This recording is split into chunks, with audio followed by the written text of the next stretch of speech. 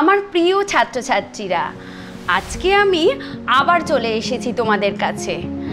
আজকে আমরা তরলের চাপ নিয়ে কিছু সহজ পরীক্ষা দেখব।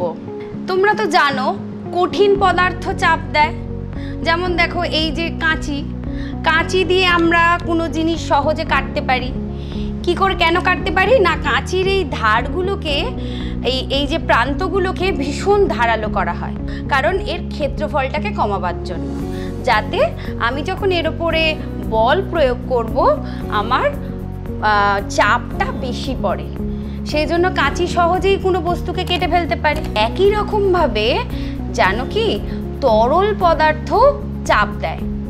তো আজকে আমরা খুব সহজ কতগুলো পরীক্ষার সাহায্যে তরলের চাপের বৈশিষ্ট্যগুলো ঠিক কি কি সেটাই আমি তোমাদেরকে দেখাবো। আর এই পরীক্ষাটা করতে আমাদের যা যা উপকরণ লাগছে সেগুলো কিন্তু খুব সহজেই তোমরা বাড়ির কাছাকাছি দোকান থেকে বা বাড়িতেই তোমরা পেয়ে যেতে পারো। প্রথমে দেখো আমার কাছে এই যে দেখো একটা রঙিন জল আছে।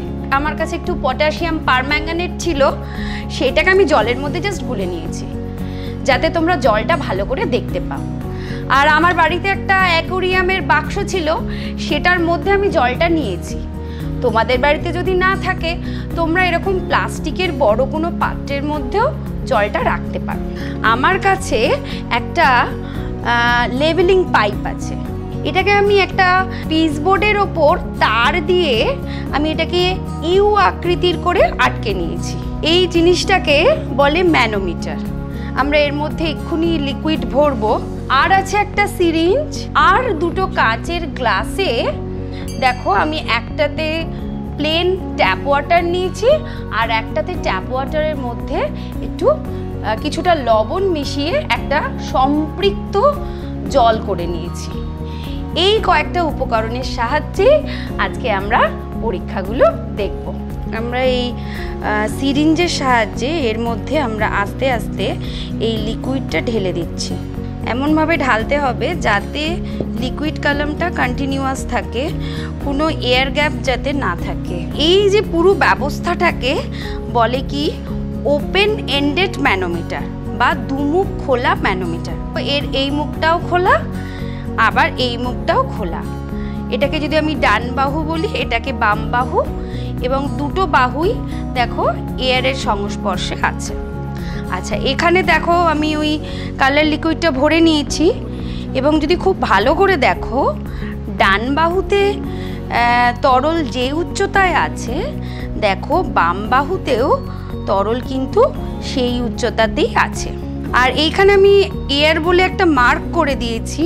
দুটো বাহুতেই যেহেতু বায়ুর চাপ কাজ করছে, প্রমাণ বায়ুমণ্ডলীয় চাপ কাজ করছে, সেই জন্য আমি এখানে এয়ার বলে এখানে এখন লিখে রেখেছি। দেখো এবার আমরা ম্যানোমিটারের এই প্রান্তটাকে আস্তে আস্তে আমরা এই রঙিন জলটার মধ্যে ডোবাচ্ছি।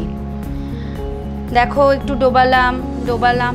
আর তোমরা লক্ষ্য করো যে এই যে ম্যানোমিটারে আমার যে তরল তলের উচ্চতার কোনো পার্থক্য হচ্ছে কিনা।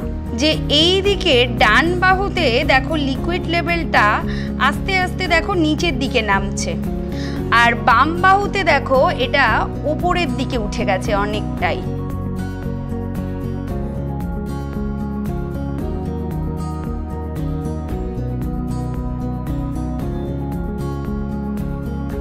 আমি এখন একদম এই আমার অ্যাকোরিয়ামের একদম তলায় রেখেছি পাইপটাকে।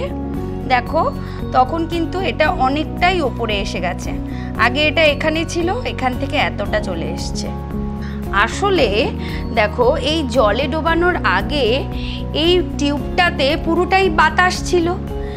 যেই আমি এটাকে জলের মধ্যে ডোবালাম তখন এর মধ্যে কি হলো, জল ঢুকে গেল। তো সেই বায়ুটা সংকুচিত হলো, সংকুচিত হয়ে সেই বায়ুটা গিয়ে ধাক্কা মারলো এই ম্যানোমিটারের এই তরলটার ওপর। তার জন্য ম্যানোমিটারের এই তরলটা তখন নিচের দিকে নামতে শুরু করলো, আর এদিকের ডান বাহুতে ম্যানোমিটারের তরলটা তখন উঠতে শুরু করলো। বুঝতে পেরেছো? তার মানে এই যে ম্যানোমিটারের বাম বাহুতে যে ম্যানোমিটারের তরলটা নামলো, কে একে নামালো? এই এই অ্যাকোরিয়ামে রাখা তরলটা। সে কি করলো? চাপ দিল। এবার দেখো, আমরা ম্যানোমিটারের টিউবটা একদম পাত্রের তলায় রেখেছি, রেখে আমরা টিউবটাকে আস্তে আস্তে ঘোরাচ্ছি। দেখো, এর দিকটা আমরা পাল্টে দিচ্ছি।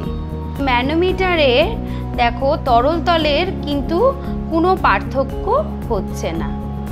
তাহলে আমরা বুঝতে পারছি যে তরলের গভীরতা এক রেখে যদি আমি দিকটা পাল্টাই, তাহলে কিন্তু তরলের চাপ একই থাকে, তরলের চাপের কোনো পরিবর্তন হয় না। দেখো, আমার কাছে দুটো কাঁচের গ্লাসে জল আছে। যদি ভালো করে দেখো, দুটো গ্লাসেই সমান উচ্চতায় আমি জল নিয়েছি।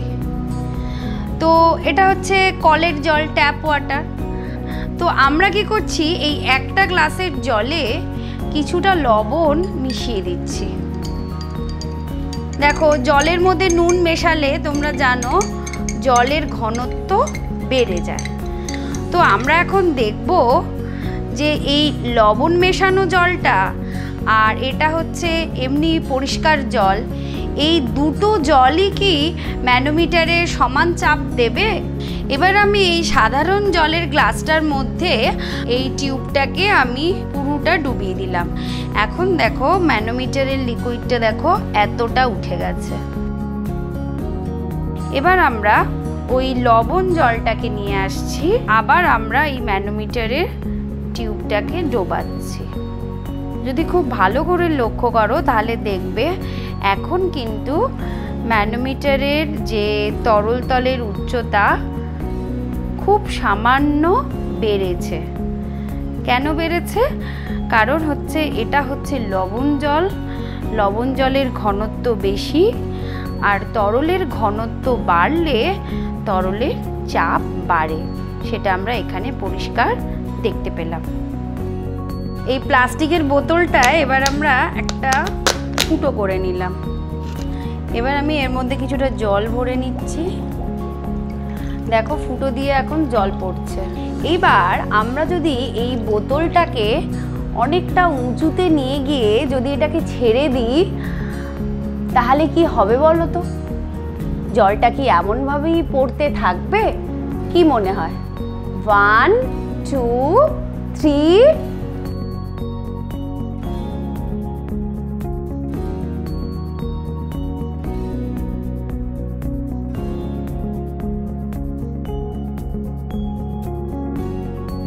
যখন ওই বোতলটা মুক্তভাবে স্বাধীনভাবে যখন নিচে পড়ছিল, তখন দেখলাম কি জল পড়া বন্ধ হয়ে গেল।